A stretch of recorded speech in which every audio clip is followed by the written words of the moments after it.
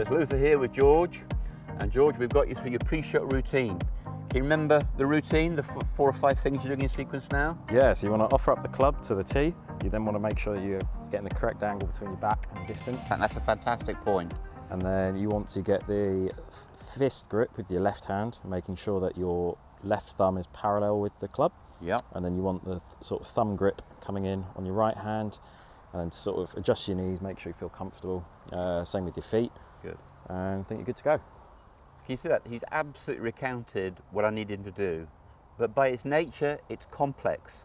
The first few golf lessons you have, simple though they should be, even at this level, have quite a lot of information. And I would say to George, you need to go away for a week or 10 days to the driving range and get so comfortable with this, you can do it without even thinking about it, okay? So that's your SOP, and you've understood it beautifully.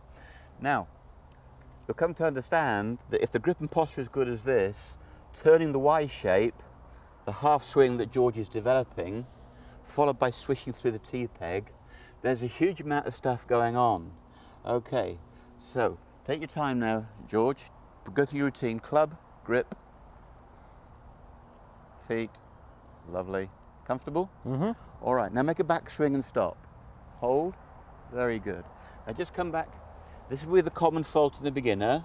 George moved his club and arms first, and we need the shoulders to facilitate the movement of the Y shape. So let your shoulders go with the turn. Can you feel that? Yep. Okay. Now if we look at this embryonic swing, he's got a shoulder turn, he's got torso coil, his hips are starting to move, the knees retain their flex, but there is some weight shift.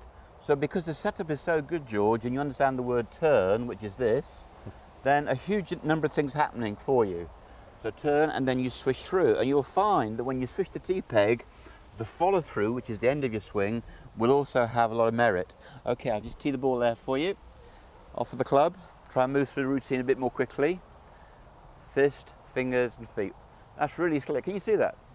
Okay, this is our first half an hour of coaching, and we've got a pre-shot routine. Keep it simple, George. Turn the Y shape, swish the tee peg. Very good. And again, just see if you can knock its head off and decapitate the peg. There should be blood everywhere. Okay, very good. Superb. Can you hear it? The sound? Yep. Now, one of the things you'd be thinking of at home is where do you position the tee peg or the ball related to the feet. So go through your routine. Now, in the early stages, in developing the swing, we're going to have the golf ball directly between the feet. So if I just put that stick there, okay, you can just move that left foot an inch to your left. That's plenty, almost too much, that's good. Okay, so can we see at home?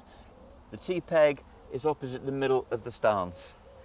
Now, later on, as your swing matures, you'll move the ball position, but just for the starting session, ball between the feet on a tee peg, okay? That's fine. You've got a 7-iron in your hand, which is one of the middle clubs of the 13 in your bag, okay?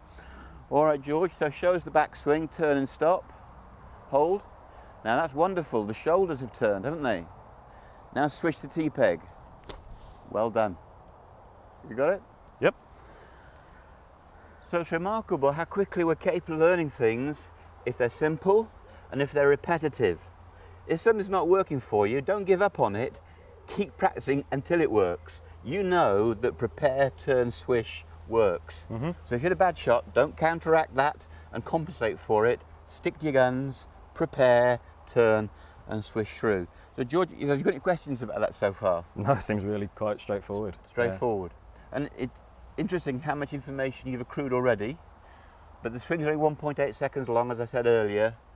You can only think about 3 things. Prepare with your brain, turn with your shoulders, release or swish with your hands. And if you do that, which you are doing, the torso, hips, legs, knees, feet and weight shift are taken care of. So I am teaching you them, but I'm not teaching them directly. Yep. You're just preparing, turning and swishing. Let me worry about your feet. Sounds great.